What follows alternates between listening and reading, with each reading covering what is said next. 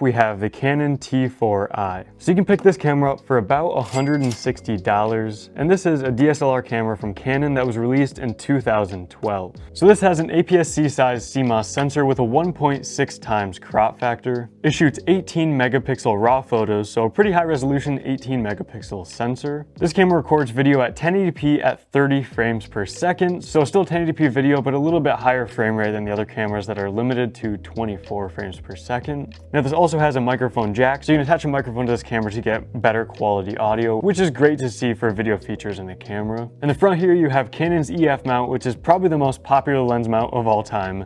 There is essentially an unlimited amount of lenses you can get from Canon or from third parties for the Canon EF mount, with autofocus, stabilization, manual focus, anything you can think of, there's lenses for the Canon EF mount, and also in pretty much any price point. Then if you flip it around to the back here, you can see this has a 3-inch fully articulating touchscreen.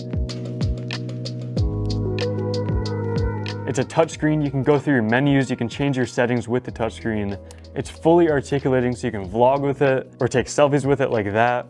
You can flip it down here to get low angles. You can flip it that way to get high angle shots. This is just hands down the best screen out of all of these cameras. And also in the back, you of course have an optical viewfinder. You have a built-in flash right up top here. This camera can shoot photos at 5 frames per second. So again, nothing crazy, but 5 photos per second. It's pretty decent unless you do some crazy sports or action photography. This has an ISO range between 100 and 6400 ISO.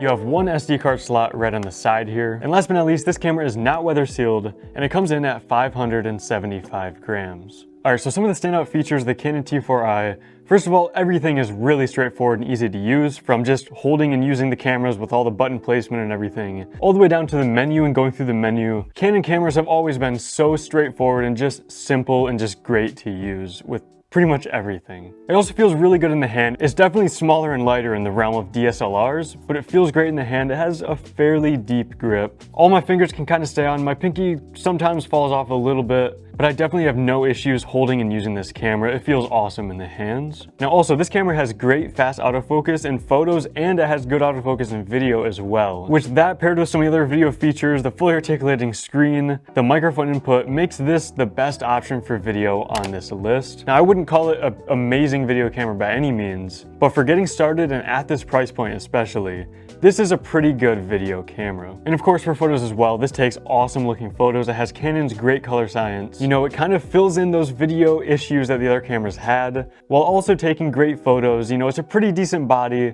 Again, this is an entry-level DSLR camera, so it doesn't have any crazy, you know, photography features or anything like that. But this is an awesome all-in-one general camera at this price point, and I really have nothing to complain about with this camera either. This is an awesome camera at its $160-ish price point.